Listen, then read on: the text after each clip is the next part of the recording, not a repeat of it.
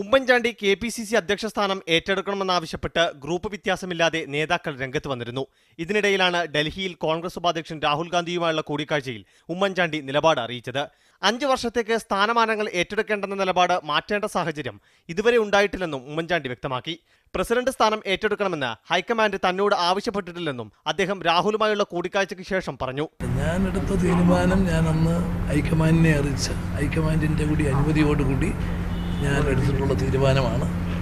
അത് മാറ്റുന്നതിന് ആവശ്യമായ ഒരു സാഹചര്യവും ഇപ്പോൾ ഇല്ല. ഞാൻ പ്രവർത്തന രംഗത്ത് നിന്ന് മാറുകയല്ല, ഒരു സ്ഥാനം എടുത്തുകൊണ്ടുള്ള പ്രവർത്തനത്തിന് ഞാനില്ല. സംഘടനാ തെരഞ്ഞെടുപ്പിന് മുമ്പ് പുതിയ അധ്യക്ഷനെ നിയമിക്കുന്ന കാര്യത്തിൽ ഉടൻ തീരുമാനമുണ്ടാകുമെന്നും അദ്ദേഹം അറിയിച്ചു. വിപുലമായ തെരഞ്ഞെടുപ്പ് വേണ്ടെന്നും ബൂത്ത് തലത്തിൽ തെരഞ്ഞെടുപ്പും മണ്ഡലം മുതൽ KPCC തലം വരെ ഭാരവാഹികളെ സമവായത്തിലൂടെ കണ്ടെത്തുന്നതിനുള്ള യോജിപ്പും ഉമ്മൻചാണ്ടി ഹൈക്കമാൻഡിനെ അറിയിച്ചതായാണ് വിവരം. വൈകിട്ട് 3:30 VM സുധീരനും 6 മണിക്ക് സംഘടനാ തെരഞ്ഞെടുപ്പ് ചെയർമാൻ മുല്ലപ്പള്ളി രാമചന്ദ്രനും രാഹുലിനെ കാണും. മീഡിയ 1 ഡൽഹി.